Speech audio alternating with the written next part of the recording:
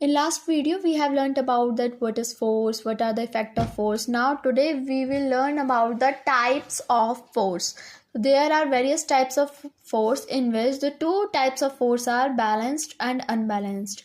So first balanced force. Balanced force में जो object है वो रेस्ट में ही रहेगी या फिर जो ऑब्जेक्ट है वो अपना यूनिफॉर्म मोशन अगर वो परफॉर्म करे तो वो यूनिफॉर्म मोशन ही परफॉर्म करती रहेगी. जो बैलेंस्ड फोर्स है उसमें नेट फोर्स ज़ीरो होती है. नेट फोर्स देखेंगे नेट फोर्स क्या होता है. ऑब्जेक्ट बैलेंस्ड फोर्स में जो ऑब्जेक्ट है वो अपनी शेप और साइज़ भी चेंज कर लेते हैं. अब कैसे करते हैं ये देखते हैं.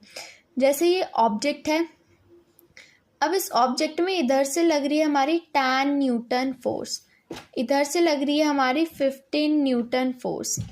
तो ऑब्वियस नो बैलेंस्ड फोर्स है तो यहाँ पे दोनों ही इक्वल लगेंगी, राइट. मतलब जीरो नेट फोर्स निकालें तो 10 - 10 जीरो हो जाएगा ना.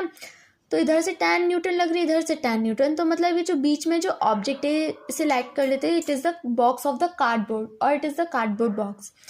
तो अब ये क्या होगा, पिचक जाएगा जब दोनों साइड से इसमें इक्वल फोर्स लगेगी या फिर फोर्स लगेगी. तो इसमें इस केस में इसकी जो शेप है वो चेंज हो गई. अब बात करते हैं अनबैलेंस्ड फोर्स की.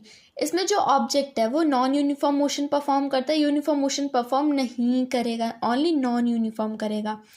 नेट फोर्स ज़ीरो नहीं होती है. जैसे इसमें बताया मैंने, यहाँ पे 10, यहाँ से 10 न्यूटन लग रही है, यहाँ से 10 न्यूटन लग रही है, तो ये बैलेंस्ड फोर्स हो गई. अगर यहाँ से 10 न्यूटन लग रही है और यहाँ से जैसे लेट सपोज 110 न्यूटन लग रही है, तो अब इन दोनों को जब हम माइनस करेंगे तो हमारी जो नेट फोर्स जो निकल के आएगी वो हमारी निकल के आएगी 100 न्यूटन. तो वो ज़ीरो के इक्वल नहीं है. तो जब वो ज़ीरो के इक्वल नहीं है तो अनबैलेंस्ड फोर्स है, मतलब बैलेंस्ड फोर्स नहीं है तो अनबैलेंस्ड फोर्स है.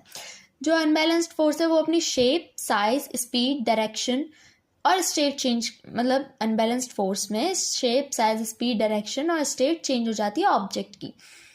अब देखते हैं यहाँ पर भी शेप और साइज चेंज हो रहा था ऑब्जेक्ट का, यहाँ पर भी शेप और साइज चेंज हो रहा है ऑब्जेक्ट का.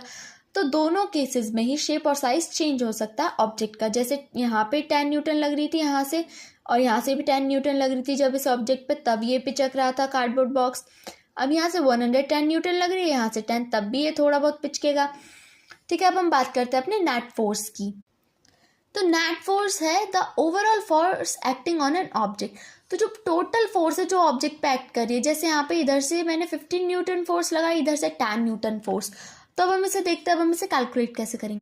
तो यहाँ पर मैंने कर दिया 15 - 10 newton which is equals to 5 newton. इसमें जो 15 न्यूटन है वो मैंने यहाँ पे रखा. अभी माइनस का क्यों है, क्योंकि ये इसके अपोजिट डायरेक्शन में लग रही है तो इसलिए माइनस का हो गया, इसलिए हमारा माइनस करके 5 न्यूटन आ.